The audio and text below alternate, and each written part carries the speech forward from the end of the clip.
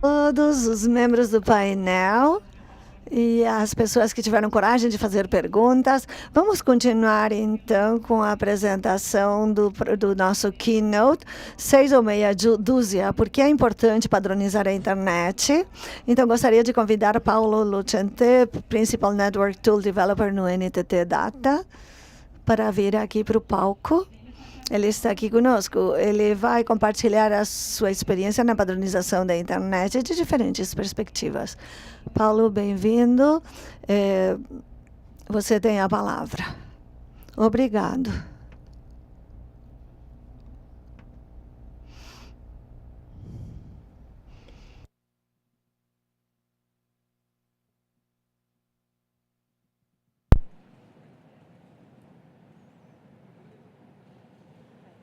Fantastic. And it's, yeah, okay, perfect. Oh, I did press another button. I don't know. I did press some other button. Okay, it's fun. Yeah, fantastic. Thank you. So, good morning. Bom dia. Bom dia. É com grande prazer que estou aqui na frente de cada um de vocês, todos e cada um de vocês, e compartilhar algumas questões sobre a padronização da internet hoje. Isso aqui foi motivado por uma questão muito simples de como que podemos falar o mesmo significado de formas diferentes, de duas formas diferentes. A gente pode falar 6, como o número dos prêmios que Ayrton Senna venceu em Mônaco, ou podemos falar meia dúzia, como a proporção padrão do pão de queijo aqui no Brasil. Esse pão de queijo que, se vocês nunca experimentaram, não hesitem em fazê-lo, mas eu quero alertar que é muito viciante. Então, vamos também falar um pouco sobre o IETF, que é o principal órgão envolvido na padronização e nas normas da internet. Mas vamos vir por ordem. Eu gostaria de primeiro me apresentar. Sim, desculpem, eu não estava visualizando o slide. Eu sou Paulo Lucente, eu sou italiano, mas eu moro entre Barcelona, na Espanha, e na cidade maravilhosa, o Rio de Janeiro, aqui no Brasil. Eu tenho uma coleta, eu fiz uma coleta de dados no meu DNA. Tenho uma coleta de dados no meu DNA. Tenho feito isso de uma forma ou de outra nos últimos 25 anos. Trabalho para a NTT Data, na unidade de Global IP Network, na operadora de camada 1 do grupo, onde eu lidero os esforços de coleta de dados e Big Data. Eu também sou autor da ferramenta gratuita de código aberto PMA-CCT, que faz coleta de dados. Depois vou explicar um pouco sobre isso. E sou co-presidente do grupo de trabalho GROW no IETF, onde os desafios operacionais associados ao sistema de roteamento IP global são discutidos e documentados. Eu também sou um cara da comunidade, eu sou cofundador do ITNOG, que é o grupo de operadores da rede da Itália, o NetBCN, que é uma comunidade de rede pequena da cidade de Barcelona. Quem sabe depois vamos fazer o NOG do Rio? Vamos ver. Vamos conversar se vocês morarem no Rio, com alguns de vocês. Eu gostaria de começar a levar seu pensamento para um cenário diferente do atual. Hoje estamos numa sala de conferências enorme, então eu gostaria de levá-los para uma pequena sala de conferências, onde talvez haja 50 pessoas, onde ninguém bate palmas nem no início nem no final. Quando vocês estão conversando sobre alguma coisa, talvez você tenha de 5 a 10 minutos, dependendo do que você tem para falar. E quando você fala, Então, aqui eu estou escaneando o público para ver o que vocês estão, como vocês reagem. Então, você vai valorizar qualquer leve aceno de cabeça que você veja do público ou qualquer mostra de suporte, de aprovação do que você está falando. Por que é isso? Porque cada uma dessas 50 pessoas vão contribuir para protocolos que servem para a fundação da internet, para a sua operação, para o seu monitoramento. Protocolos que também pode ser que ocorra, que vocês já tenham ouvido antes, como MPLS, BGP, ISS, IPFix, Yang, que é uma linguagem de modelagem segment routing. No início, foi uma experiência muito assustadora para mim falar nesses locais, porque é uma coisa muito instintiva. Você está ali na frente das grandes cabeças da internet e você pensa, o que eu vou poder falar para as pessoas que eles não tenham pensado ainda? Como é que eu vou contribuir? Isso especialmente é verdadeiro para mim, porque eu sou italiano, eu especificamente venho do sul da Itália, da cidade de Bari, em Puglia, não sei se já ouviram falar, onde tem uma cultura que não deixa você crescer. Então, não tem nenhuma tentativa de deixar as pessoas crescerem. Tem um convite meio sutil para deixar você se manter na média, para ser normal. Então, isso é especialmente verdadeiro que no nosso dialeto, você na Itália, a cada 50 quilômetros tem um dialeto diferente, que a gente tem uma forma de falar isso. Fique tranquilo, fique normal, que é Chadashi Fachan. Não se preocupem, tradutores, eu vou traduzir para vocês para o inglês e vocês pegam dali para a língua, né? Em inglês é Who do you think you are? Quem você pensa que é? Então, eu gostaria de levá-los para essa sala. Então, quando eu estava ali fazendo uma apresentação, e para falar isto, nós temos que dar um passo atrás, talvez uns 25 anos atrás, para ver a observabilidade da rede 1.0, MRTG, gráficos MRTG.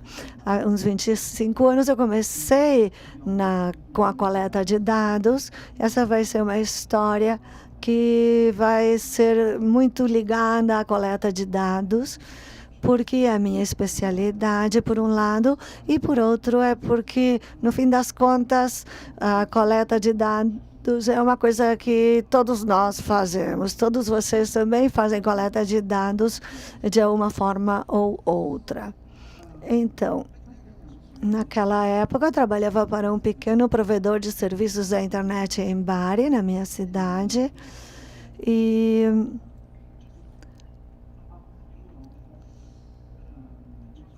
o tráfego estava aumentando. E a gerência falou comigo e disse, bom, vamos ter algum insight, ver o que está acontecendo com esse crescimento de tráfego. Então, vamos dar uma olhada para ver como é que isso está crescendo e para onde que vai.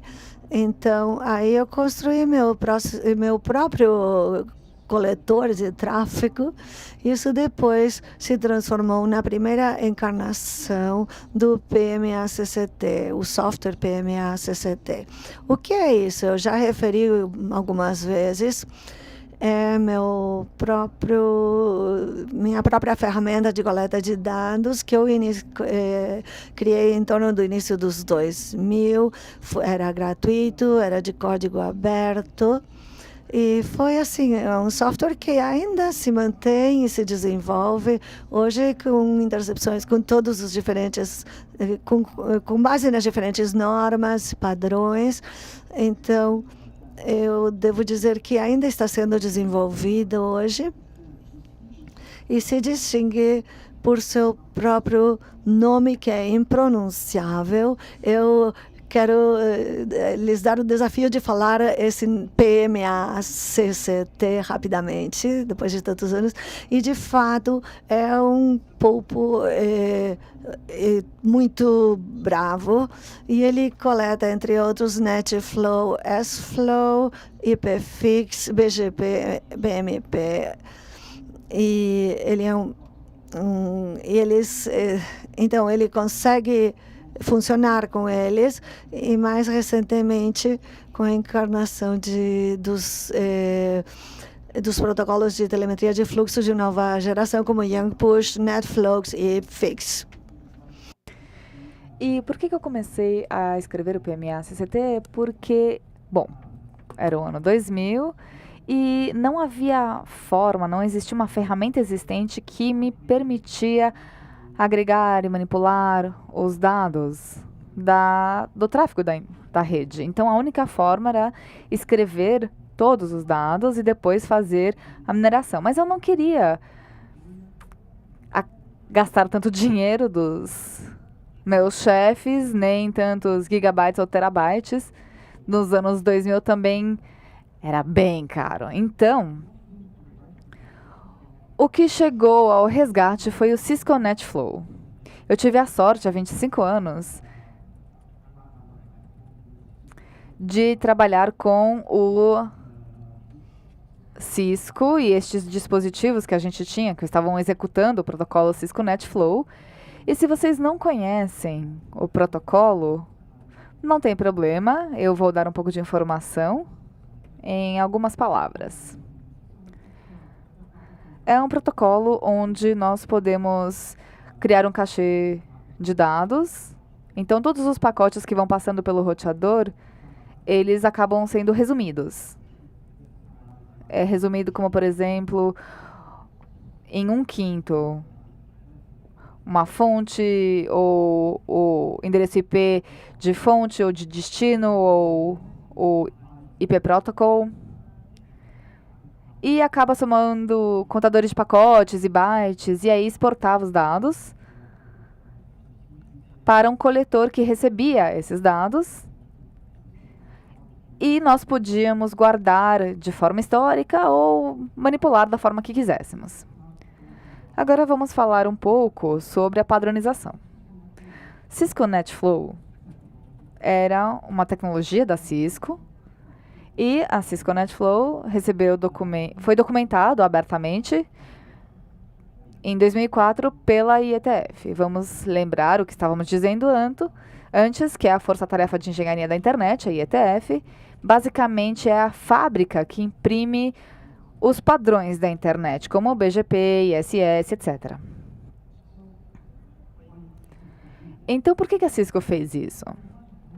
Por um lado, podemos dizer que a Cisco fez isso pelo benefício da comunidade mais ampla da internet, mas nem todo mundo é anjinho. Então, por outro lado, foi uma jogada inteligente para que se de fato tornasse um padrão. Para que quando nós fizéssemos documento abertos, a concorrência, Juniper, Huawei do mundo poderiam copiar e colar isso nos seus roteadores e pronto, você acaba coletando de forma diferente CFlow, JFlow, NetStream, e é praticamente tudo a mesma coisa. Esse é o momento onde NetFlow iniciou sua jornada na IETF.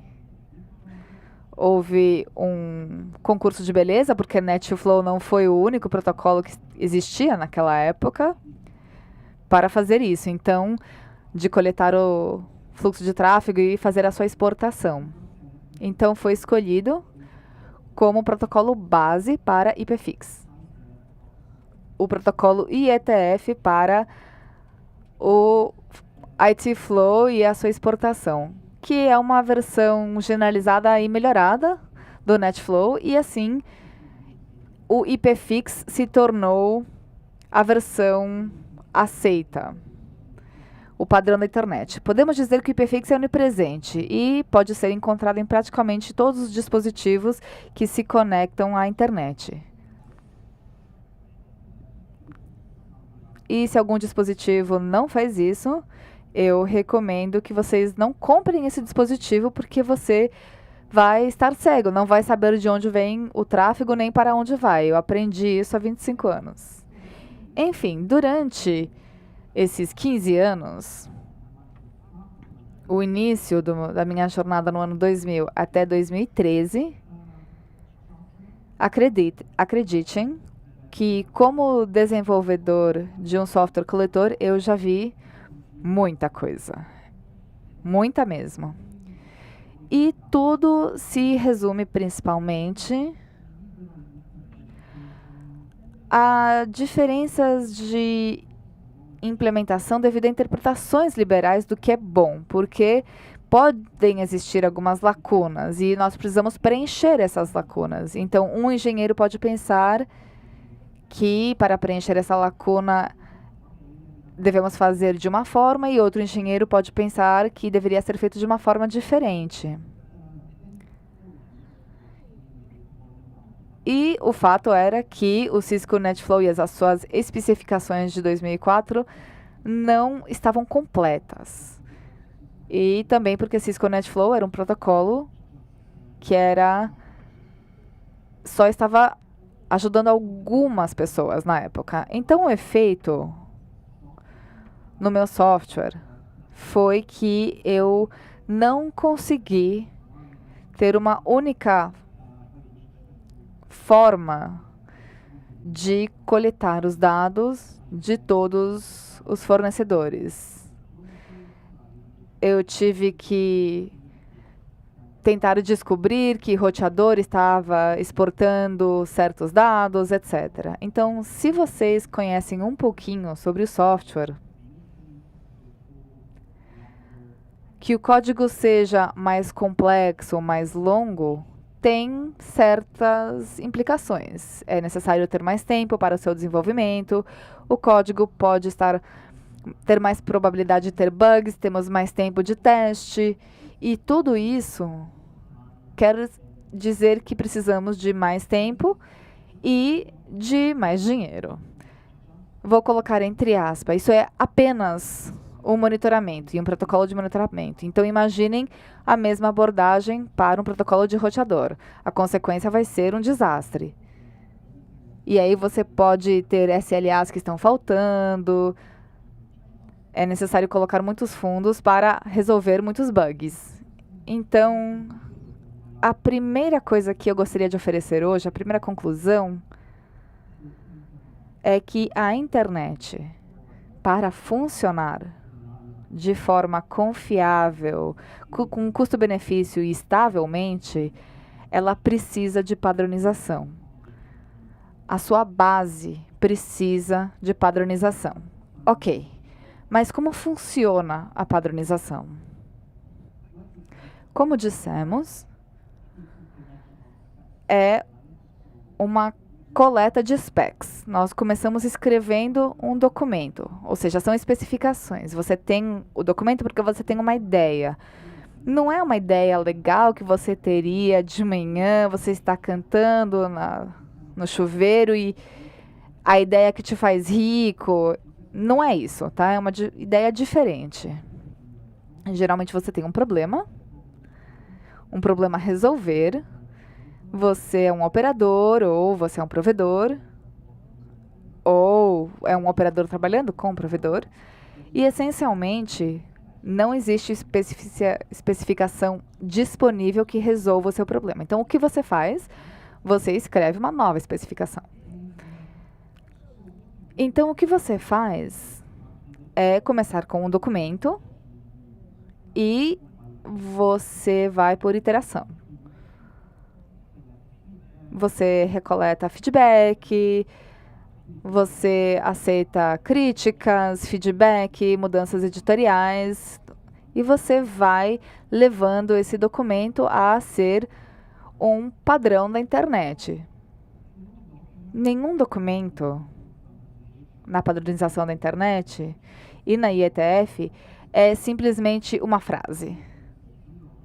É 01 e é uma só oração em um documento e vai ser 01. Pronto. Não, não é assim.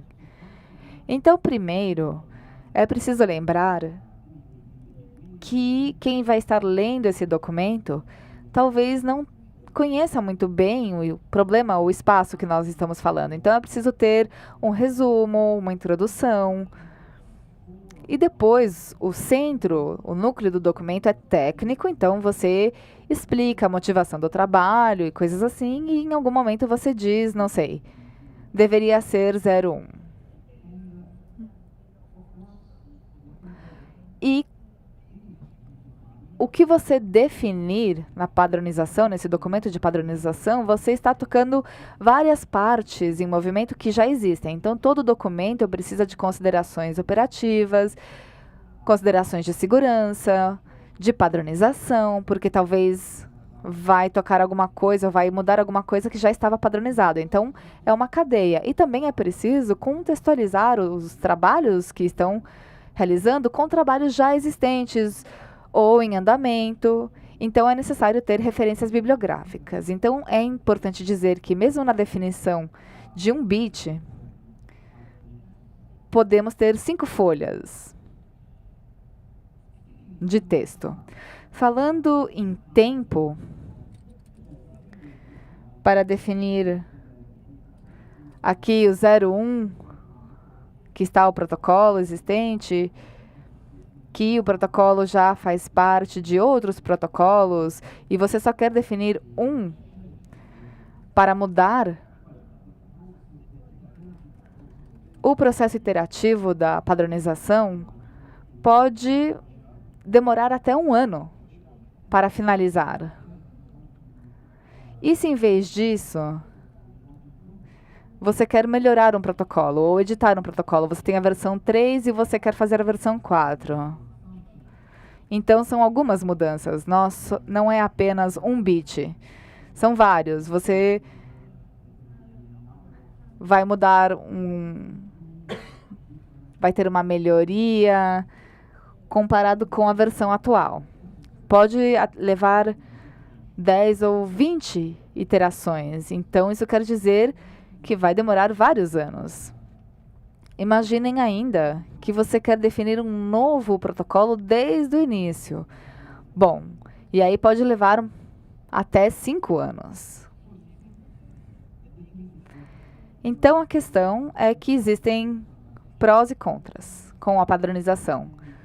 Por um lado, é um mecanismo iterativo que leva muito tempo, e por outro, é um processo estruturado que oferece resultados de alta qualidade.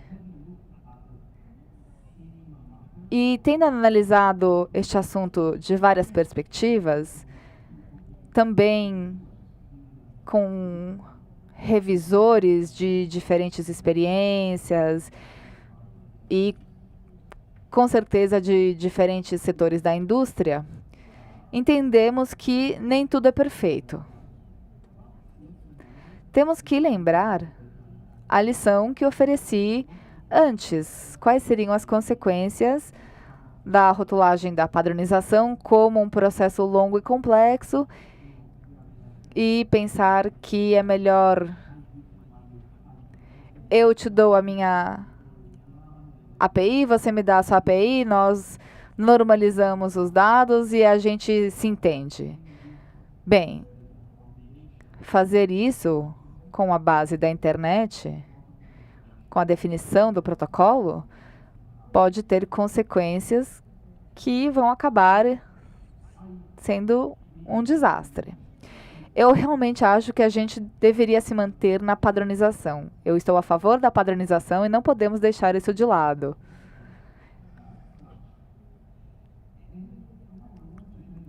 Agora eu quero contar uma história. Uma história de mais ou menos uns 20 anos atrás. O ano era 2008, eu participei da minha primeira reunião IETF, e eu lembro que a reunião foi em Maastricht, no sul dos Países Baixos, e eu morava em uma cidade e provavelmente esse país é menor do que um estado brasileiro. Então, era tudo perto.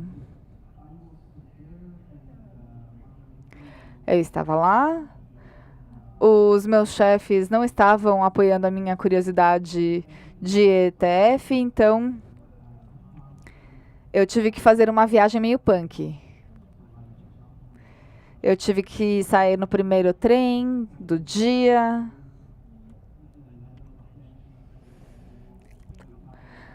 E eu tinha que manter a atenção para não acordar na Bélgica, por exemplo. Depois participar do evento e no final do dia voltar no último trem. Eu fui lá, basicamente, para ir a um evento paralelo que estava acontecendo no centro da reunião IP, que na verdade era o workshop IPFix. Aí está voltando o IPFix. E era 2008. Então, IPFix era um protocolo que virou padronização em 2013. E o caminho da padronização começou em 2004. Então, estamos mais ou menos na metade desse caminho. Naquela época, eu já estava na coleta de dados há alguns anos. É um ambiente de nicho, então eu estava muito emocionado. Queria conectar com pessoas da mesma espécie. Pessoas que também estavam coletando dados ou, o que seria melhor ainda, estavam do outro lado. E aí já eram produtores de dados. Então, o que eu entendi desse evento e que eu quero oferecer a vocês é que pode ser muito tentador fazer uma solução geral. Uma solução que funciona para mim e para o meu clube de clientes. O que era a Cisco NetFlow antes. Mas o que estava acontecendo nesse workshop era muito mais do que isso. Um protocolo, que era uma tecnologia proprietária, estava sendo de código aberto e foi oferecida à comunidade. Podemos dizer que foi oferecida à comunidade. E alguns anos depois, virou o padrão. E na minha primeira participação no IETF, eu era um João Ninguém. Eu não estava sendo apoiado pelos meus chefes, eu era só um cara que estava lá desenvolvendo um coletor de dados de fonte aberta, gratuito, e eu tinha só experiência com Cisco NetFlow e era só o nascimento desse novo protocolo que estava sendo definido. E era muito bem-vindo. As pessoas também perguntavam a minha opinião. Então, eles estavam procurando entender como era que podemos melhorar isto. Então, eu não sei se vocês concordam comigo, mas essa é uma história fascinante. Também é inspiradora. Agora, nem sempre tudo funciona tão bem. Eu não sei se eu já passei para o próximo slide. Só um pouquinho. Não sei qual é o meu slide. Sim, agora sim, era o correto. Então, como eu falava, as coisas podem ocorrer de forma diferente. Então, vamos avançar alguns anos para contar uma história diferente. Vamos fechar a página do NetFlow IPFix. Vamos para fevereiro de 2019, para São Francisco, onde o Nanog 75 estava ocorrendo. Eu estava ali com o meu Atlético Nacional do Medellín, com o moletom, vestindo o moletom do Atlético Nacional. Foi um momento terrível. O River Plate tinha vencido a Libertadores com Franco Armani como goleiro, que veio do Atlético Nacional, nos deixou na miséria, nos deixou sem um bom goleiro por 2 anos, mas assim é a vida. Então, de toda forma, eu estava aqui assistindo essa apresentação de um cara da Cisco e ele Olha, acreditem, durante 30 minutos ele falou: olha, o produto G, esse é bom, esse é daquilo, esse produto G é aquilo, e o G para cá e o G para lá. E ele estava se referindo a gRPC, Google Protobuf, GMI, Genoi, gRBI. E eu tive o impulso, depois de 30 minutos, de chegar até o microfone e perguntar: desculpe, você pode me lembrar para qual empresa você está trabalhando? Você está trabalhando para a Cisco? Ele falou: sim. Que coisa estranha, eu achei que você trabalhava para a Google. E as pessoas começaram a murmurar e assim por diante. E isso assinala um momento importante. Vou lhes dar o devido contexto. A Google é uma empresa com grande poder de expansão e eles identificam as necessidades urgentes para a coleta de dados de próxima geração. Para os nerds como nós tipicamente fazemos coleta de dados com uma coleta de dados padrão. A gente faz uma pesquisa e recebemos respostas, e tudo isso funciona muito lento, os dispositivos de sondagem. Então, temos que o que você precisa é obter dados estruturados, os roteadores. Nós queremos colocar isso de forma estruturada para não ter questões ao acaso. Damos um formato binário. Mas o que é mais importante, nós queremos que funcione mais rápido. Então, essencialmente, o que ocorre, vou lhes mostrar aqui essa linha do tempo. O que ocorre em 2019, quando tudo isso estava acontecendo, vocês podem ver que o ETF já estava trabalhando nisso. Então, nessa linha de tempo que vocês estão vendo, antes de 2014, no IETF, já em 2014, no IETF, tínhamos a definição dos requisitos do que era uma subscrição dinâmica, uma subscrição estática. Eram assim as fundações do que vocês pudessem ter uma tecnologia do tipo de streaming. Mas a Google resolve formar um clube, o clube que é denominado OpenConfig, caso vocês conheçam, e montou uma pilha fora do padrão. Inicialmente, essa pilha fora do padrão também tinha algumas falhas de projeto, como, por exemplo, você queria estruturar dados mais em cima de modelos, mas na arquitetura desses modelos, os esquemas de dados estavam compartilhados Então, esses esquemas não tinham as mesmas pessoas fazendo cada coisa, e então não ficava claro como esses esquemas seriam compartilhados entre quem fazia a exportação e quem fazia a coleta dos dados. Então, foi construído principalmente usando componentes desenvolvidos que tinham sido feitos para outros propósitos, e com outras integrações. Assim, se priorizou a integração com a própria linguagem de programação da Google, o Go. Então, o que acontece? Esse é um momento chave.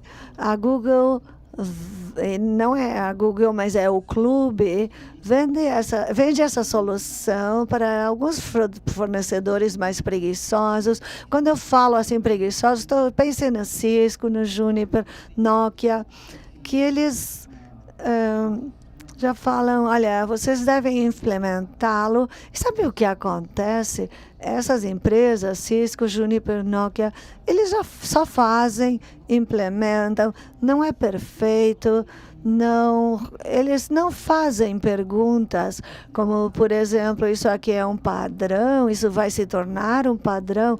Quais são as ideias? E tem assim um alerta de spoiler que tinha outros produtos do OpenConfig que eram oferecidos para a comunidade, ainda hoje não são um padrão ou uma norma.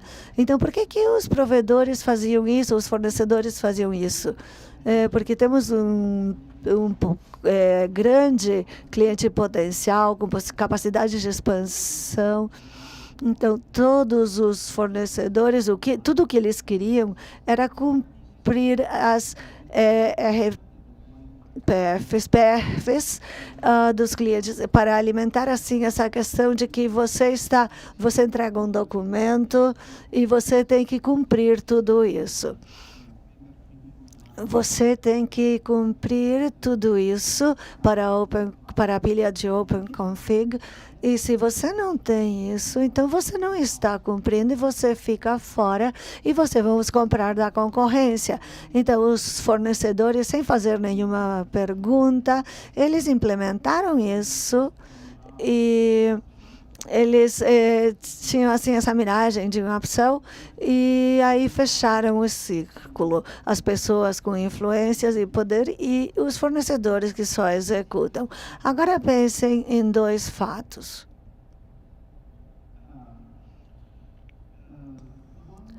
Um é que o clube, para ser bem-sucedido, precisa trabalhar de forma pragmática, voltada para os negócios, oferecendo resultados e, principalmente, promovendo seus próprios objetivos e prioridades sobre qualquer outra coisa, correndo o risco de transformar o que é tipicamente contribuintes em seguidores. A segunda coisa que eu estava antecipando antes, a Google nunca quis passar o GNMI para o processo de padronização na internet e na IETF. Então, o que o IETF tinha que fazer era desenvolver a sua parte. Então, o IETF está desenvolvendo uma nova tecnologia para exatamente a mesma coisa, que é denominada Young Push. Vocês podem visualizar aqui no slide com a arquitetura do Young Push. Não vamos aprofundar nisso, porque não queremos que seja tão técnico, mas isso é só como referência para depois. E hoje vocês podem começar a encontrar partes do Young Push. Vou falar por que partes em alguns provedores de routers, como a Cisco e Huawei. Essa tecnologia foi definida só na comunidade, com componentes da comunidade da IETF, é rico em recursos, generalizado, independente de codificação e transporte. Então, vejam, temos duas soluções.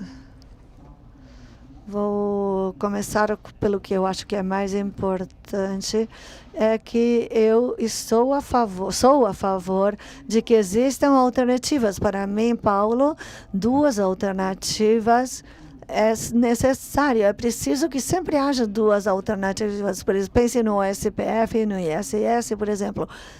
Você sempre precisa, no mínimo, duas. 3 ou mais depende do caso. Às vezes você pode fragmentar o público em excesso, ou você precisa de soluções para prevenir uma cartelização. Então, estamos pensando no transporte, talvez estamos pensando mais na parte do transporte, aviação e questões similares. Então, a concorrência é sempre um mecanismo útil, muito poderoso, que precisamos para promover a inovação. Então, em vez disso, esta palestra, o intuito da palestra é encorajar-nos a todos nós para que fiquemos atentos à formação de oligarquias que procuram definir os principais aspectos técnicos da própria internet ou dos seus aspectos operacionais. Então, temos que lembrar quanto à internet é definida. A Unesco define a internet como um bem público para o qual defende uma participação de todas as partes ou de múltiplas partes interessadas. Então, concluindo, voltando para questões mais técnicas e menos filosóficas, tendo este slide em mente, onde vocês podem ver que tem esses dois lados, devemos falar que o ecossistema OpenConfig está, com o tempo, está sendo enriquecido e crescendo com o tempo. Então, não é a mesma coisa que era inicialmente quando foi implementado pelos provedores, fornecedores. Com o mercado, com os conhecimentos, tem sido melhorado e enriquecido. Mas adivinhe o quê? Ao mesmo tempo, esse ecossistema tão rico que a gente viu no slide anterior, que era o Young Push, com centenas de coisas suportadas, está fazendo o caminho oposto. Está indo para uma jornada de otimização e simplificação, porque de fato era uma pilha de coisas que eram colocadas uma em cima da outra, com um monte de casos, um monte de coisas. E o que acontece é que se você tem uma coisa complexa, é difícil de implementar. Então, agora começou indo para trás novamente, de fato. Então, quando temos isso que está indo agora na direção oposta, possivelmente, de alguma forma, vão chegar no meio termo ou no ponto médio. E isso nos deixa com a pergunta de quando é que a telemetria vai se tornar, vai ser feita corretamente. Vai ser um novo caso de 6 ou meia dúzia, ou duas formas equivalentes de falar a mesma coisa, porque vamos lembrar toda essa jornada em duas direções diferentes. Então, com essa pergunta, vamos procurar encerrar. Eu tenho aqui as últimas palavras. Então, vamos ver o que temos aqui no final, na parte de baixo. Vamos nos encontrar no Happy Hour para ver como é que vamos continuar a falar sobre a padronização da internet, depois de 3 rodadas de cerveja ou caipirinhas. Então, eu queria vir aqui, em vez de distraí-los por 40 minutos, eu queria fazer uma apresentação de 2 minutos e falar, pessoal, sabem uma coisa? Temos inteligência artificial. Inteligência artificial vai resolver tudo. Não precisamos falar mais de padronização, porque inteligência artificial vai tomar conta de tudo. Infelizmente, não vai ser assim, porque os protocolos são tão fundamentais. É uma linguagem, também na linguagem fundamental. Então, eles realmente são camadas e mais camadas que vão muito além da inteligência artificial, e eles funcionam de uma forma que a inteligência artificial não vai conseguir. Então, o IETF, como nós vimos, temos falado muito de padronização, não é perfeito. Não é perfeito porque não tem a agilidade, o desenvolvimento incremental para satisfazer as necessidades comerciais, para trabalhar num produto minimamente viável de forma rápida. Isso é essencialmente a razão pela qual nós vimos a formação de um clube separado que queria trabalhar nisso de forma pragmática. Mas o que é bom, as boas notícias é que isso está sendo discutido no IETF